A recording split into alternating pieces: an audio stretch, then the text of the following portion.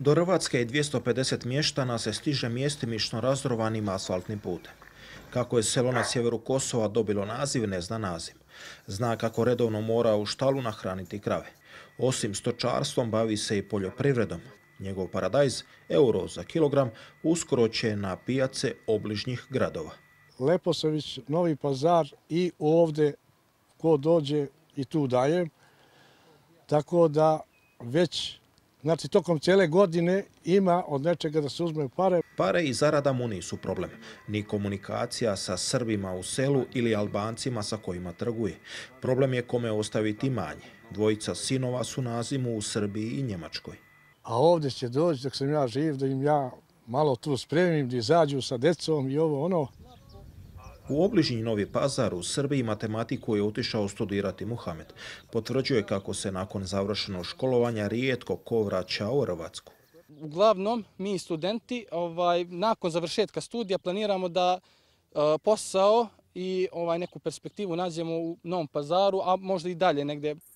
Dugo je mještanima trebalo da naprave džamiju, jedinu na sjeveru Kosova, i lokalna vlast u Leposaviću, gdje dominiraju Srbi, dala je novac za izgradnju, priča Mehmed.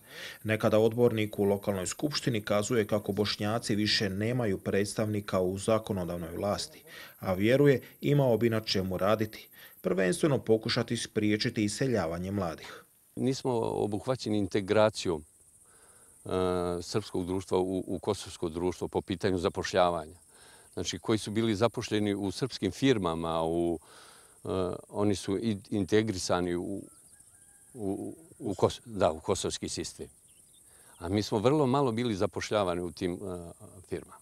Integracija se u mjestu željela ostvariti lokalnim zajedničkim prostorijama. Kako bi bar podstakli mlade na ostanak, u mjestu su željeli ovdje napraviti mali kulturno-sportski centar, ali objekat nikada nije završen.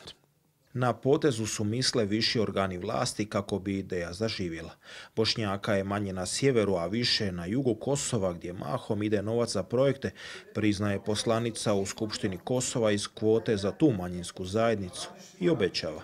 Iz respekta prema tim ljudima i prema tim Bošnjacima, ukoliko njima kulturni centar predstavlja nešto što će njima zadovoljiti dan ili potrebe tamo za malu decu, za odrasle, trudit ćemo se da to što pre dobiju. Do mještana Hrvatske riječi podrške iz Prištine teško stižu. U svjetovnom i u vjerskom životu ovise o Novom Pazaru. Odakle im i imam stiže u džamiju jedino petkom. Boris Gagić, Al Jazeera, Hrvatska.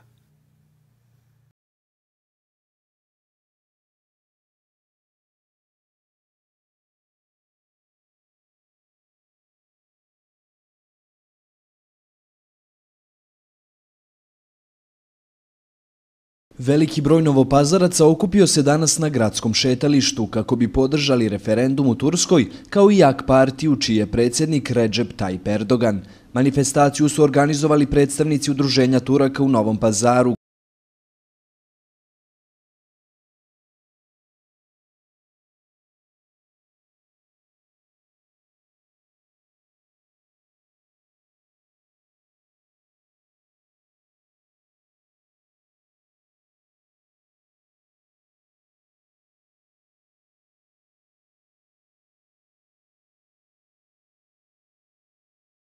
Ambasade Republike Turske u Beogradu Ilker Tašaltin posjetio je Udruženje Turaka u Srbiji u prostorijama udruženja gdje su ga dočekali članovi na čelu sa predsjednikom Šahovićem kao i polaznici kursa turskog jezika koji je u toku. Tašaltin je izrazio zadovoljstvo aktivnostima udruženja, a posebno je istakao važnost učenja turskog jezika koji će biti od velike koristi polaznicima prilikom zapošljavanja kod turskih poslodavaca koji planiraju doći u Novi Pazar u narednom periodu.